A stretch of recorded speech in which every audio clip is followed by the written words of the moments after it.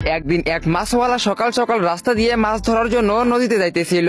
তখনই তার নজর পড়ে একটি অটোর দিকে। তার সামনে এসে অটোটা দাঁড়িয়ে পড়ে। তারপর সেই অটোর ভিতর থেকে অটোওয়ালা আর প্যাসেঞ্জার নেমে পড়ে। প্যাসেঞ্জার অনেক খুশি হয়ে তাকে অনেকগুলো টাকা দিয়ে দেয় এইখানে তাকে নিয়ে আসার জন্য। তারপর সেই অটোওয়ালা খুশি হয়ে সেইখান থেকে চলে যায়। তারপর সেই মাছওয়ালা বলতে লাগে, আরে সর্বনাশ, আমি প্রতিদিন মাছ ধরতে ধরতে ভোর হয়ে যাই, আর এই অটোওয়ালা একটা চক্কর দিতেই এতগুলো টাকা ইনকাম করে নিল। এখন তো আমার একটাই উপায়, আমাকে অটো কিনে অটো চালাতে হবে। এই কথা বলে মাছওয়ালা মাছ ধরার জন্য সেই নদীর দিকে রওনা দিয়ে দেয়। একটু পরে সে নদীতে চলে আসে আর নদীতে বড়শি ফেলে মাছ ধরতে শুরু করে। আর এইভাবে মাছ ধরতে ধরতে এক পর্যায়ে তার ঝুড়ি মাছ দিয়ে ভরে যায়। তারপর সেই ঝুড়ি মাথায় করে নিয়ে বেচার জন্য খরিদ্দারের কাছে চলে যায়। তখনই মাছওয়ালা মাছ বিক্রি করার জন্য আজু ভাইয়ের কাছে চলে আসে। আর আমরা দেখতে পাই যে আজু ভাই সেইখানে পরে পরে ঘুমাইতেছিল।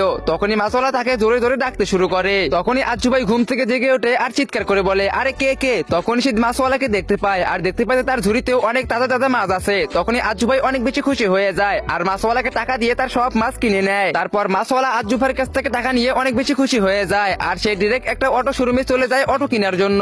তখনই মাছওয়ালা শোরুমের মালিককে টাকা দিয়ে বলে, এই নাও টাকা আর আমাকে একটা অটো দাও। তখনই শোরুমের মালিক অনেক বেশি রেগে যায় আর বলতে লাগে, আরে এসব 5 লাখের অটো, তুই কি করে ভাবলি আমি তোকে 1,500 টাকা দিয়ে দিব? তারপর মাছওয়ালা কিছু না বলে সেখান থেকে বিয়োজ্জত হয়ে চলে আসে আর ভাবতে থাকে, আমাকে যে করেই হোক 5 লাখ টাকা ম্যানেজ করতে হবে। তারপর মাছওয়ালা শহরের সব থেকে বড় সন্ত্রাসীর কাছে চলে যায় আর বলতে লাগে, আমাকে যে করেই হোক 5 লাখের একটা কাজ দাও, আমি কাজ করতে রাজি আছি। তো বন্ধুরা, এরপরে কি হয়েছিল সেটা তোমরা দেখতে পারবে পার্ট 2 তে। তো পার্ট 2 দেখতে চাইলে ভিডিওতে লাইক করে চ্যানেলকে সাবস্ক্রাইব করে দাও আর কমেন্ট করে পার্ট 2 লেখো।